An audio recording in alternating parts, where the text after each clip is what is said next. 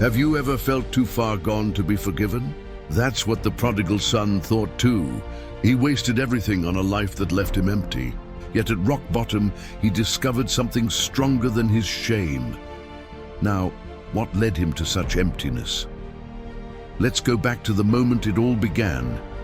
There was a man with 2 sons, a father of wealth and honor, known for his generosity and hard work. His household was secure, his fields fruitful, and his servants well cared for. Yet within his family, the younger son grew restless. With impatience in his heart, he boldly demanded, "Father, give me the portion of goods that falleth to me." Though unusual, his father agreed and divided his wealth. Soon after, the son left for a far country with pockets full of riches, but a heart empty of wisdom. At first, life was exciting. He spent freely on parties, pleasures, and friends who loved his money more than him.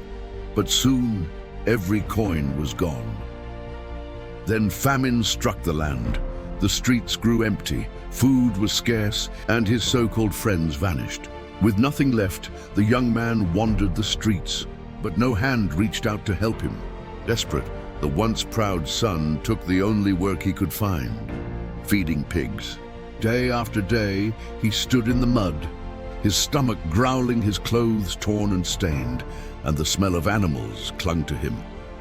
The once proud son looked like a beggar, broken and forgotten.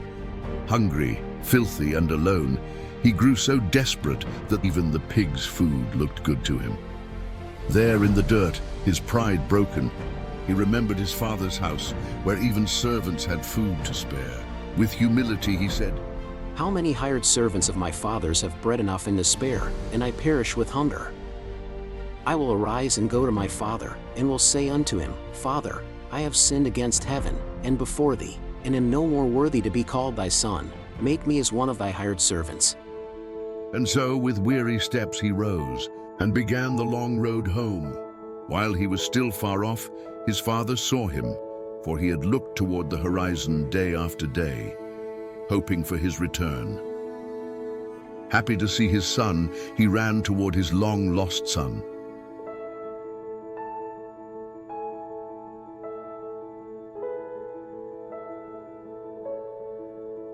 "Father, I have sinned against heaven, and in thy sight, and am no more worthy to be called thy son."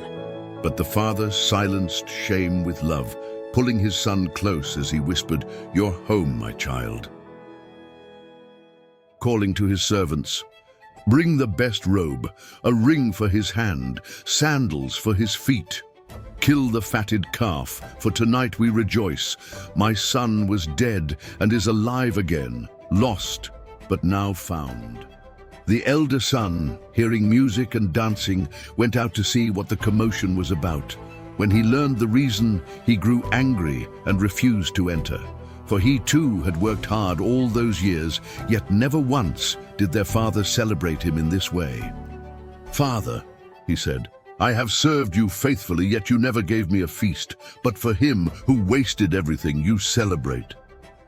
The father answered gently, "My son, you are always with me, and all that I have is yours.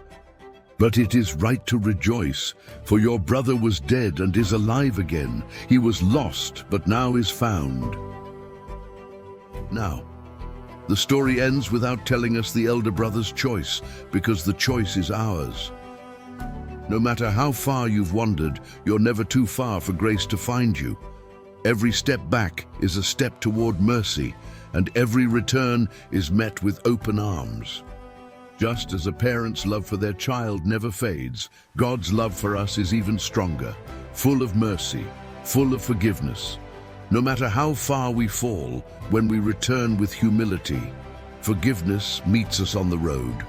Love restores what was lost, and heaven rejoices when we come home. Thank you for watching this story. If it touched your heart, share it with someone who needs to be reminded that love and forgiveness still wait on the road home. Until next time, have a blessed day.